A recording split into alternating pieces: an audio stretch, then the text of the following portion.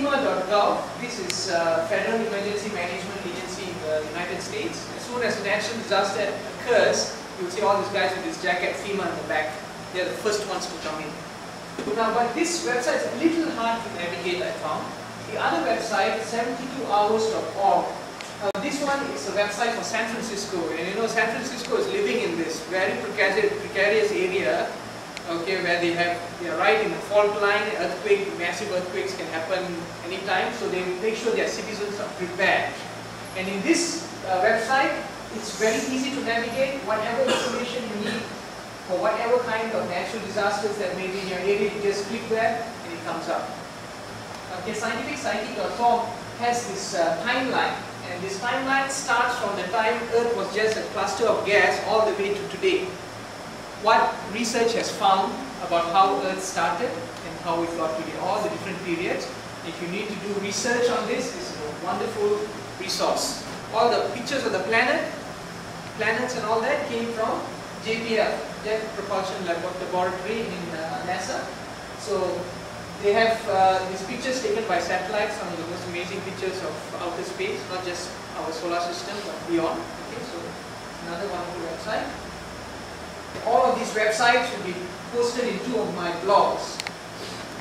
Okay, if you go to my hindupage.org, you will see my blog rolls, and the blog rolls, in fact, all my presentation, because I've already written it, it's going to go up in the blog, so you can have the resource there. You can find all these websites there.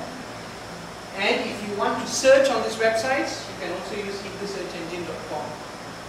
In hindusearchengine.com, you type floods, you go into either FEMA or 72hours.org and give you all the information you need from there.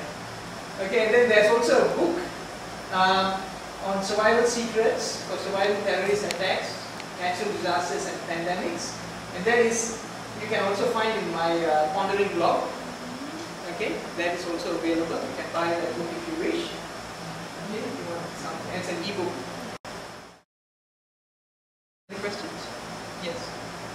Something you said earlier about the disaster and that can't really blame any particular society and it's part of the natural elements. But if you look at it from the other view of this concept of karma, and you know, it's not necessarily that it's something which we did now, but it could be something in the previous life, right? Yes. So does that concept hold true here? I mean, whatever, you know, what I'm saying is, what is that particular? Okay. What about karma? Basically, can you sort of explain some of these things to the concept of karma? And is there a thing known as collective karma?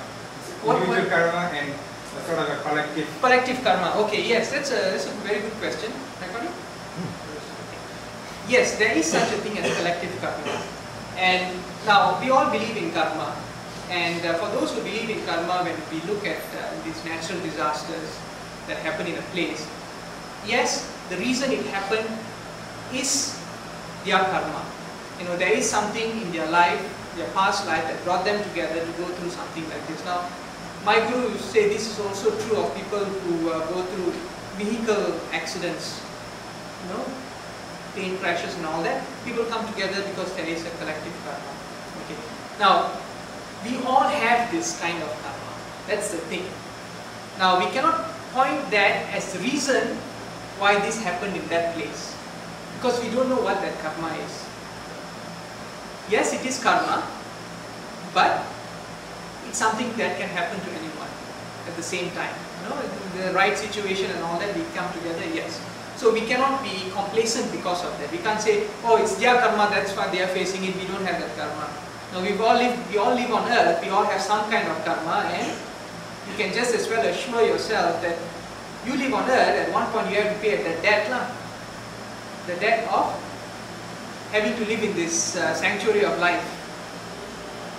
You know, there's no other planet that we can go to, right? So this planet will shake and rumble, it will do its stuff, and we have to think that we are part of this. You know, we can't think that, oh, these are people who have this karma, that's why they have to go through this.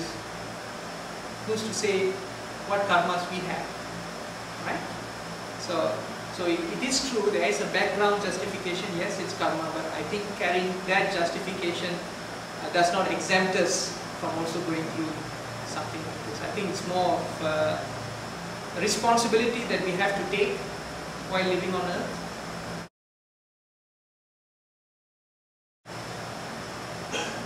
Yes. With all this happening, we here in Malaysia, how are we will be affected? Oh, okay, it's a good question actually. There's one part of the presentation I forgot to pass on to you all. And this was also happened in Hurricane Iniki. When we were in Kauai, when Hurricane Iniki hit, of course I had to go and do the inventory for the food. Fortunately, we had enough food for 1 week. When the time hit, the hurricane hit, we had enough food for that one week. And as soon as our food ran out, FEMA are already bringing food for us. Natural calamity like this and all that, you must have food reserves. Food reserves is one of the most important things, and the type of food reserves is also important. Right? You cannot store rice for a long time.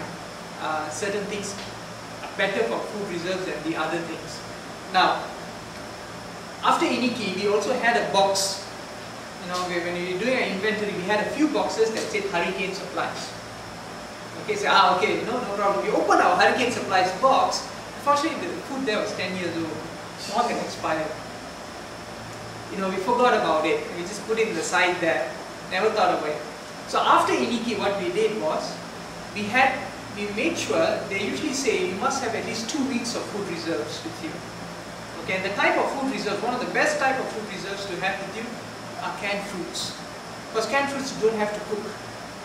You see, you don't know if you're going to have energy, electricity or gas or things like that after a natural calamity. You have canned fruits, you don't have to cook it.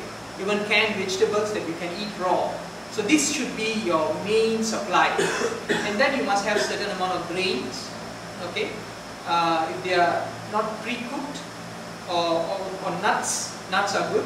Nuts and fruits, things you don't have to cook, are the best things to have in your emergency supplies.